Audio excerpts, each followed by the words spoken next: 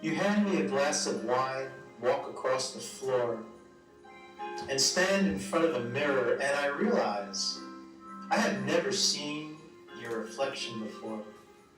and thought it might be a good idea to capture this moment, learn a bit more about myself and how I got here.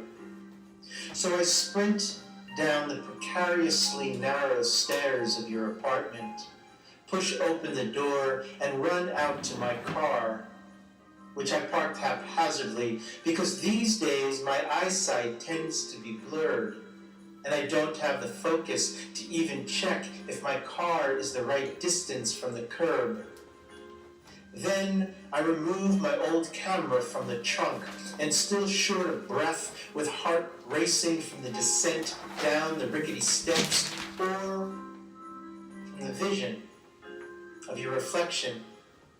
I blow the caked dust off the lens and recall the old postcard of an Italian village stuck haphazardly in your mirror between gold frame and glass, and the reflection of your almond eyes flashing like mezzanote marble reminded me of the winding road to Villa Dei Misteri on the outskirts of Rome. I traveled on years ago to see a fresco of a Maenad, her searching gaze deep and mysterious. Then, with camera in hand, still out of breath, I ascend the narrow stairs, and something in your apartment reminds me of a scene from an old Sophie Loren movie when my television was black and white. Sophia in Rome at the bottom of the Spanish Steps, her smoky eyes reveal something looming deep inside, like how I feel when I look at you, and am reminded of that winding road I traveled on to Villa Dei Misteri, when my driving skills were sharp and heart racing with excitement to see the fresco of the Maenad, and remember when Sophia turned her head and stared into the window of the empty cafe. The director captures the reflection, and I watched her narrowing eyes, peering back at herself as the camera sealed the moment forever on celluloid. Intimacy that comes only when a woman looks at herself, sees truth,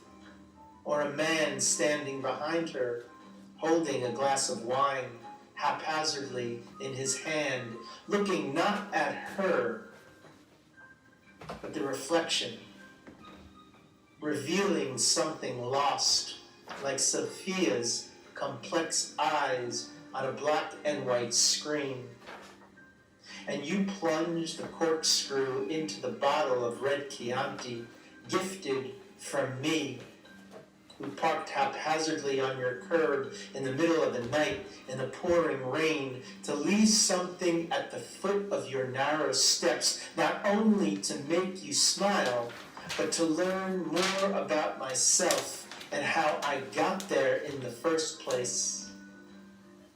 Then you gaze into the mirror, and the end of the movie comes rushing back to me when the master director captures that moment that I've never seen before, and like Sophia, you turn your head slightly away from the lens,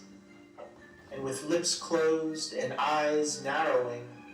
you search the room for my empty wine glass resting haphazardly at the edge of your dresser, amongst scattered bracelets, hairpins, and a ring. And I look through the narrow eyepiece, hold my breath, and straighten my back. Then, with the same precision and skill I used to navigate the winding road to Villa Dei Misteri, I gesture to you with my hand exactly where your eyes should rest, to capture, for the curious, what surrounds me when I see you, and why I ascend the precariously narrow stairs in the first place.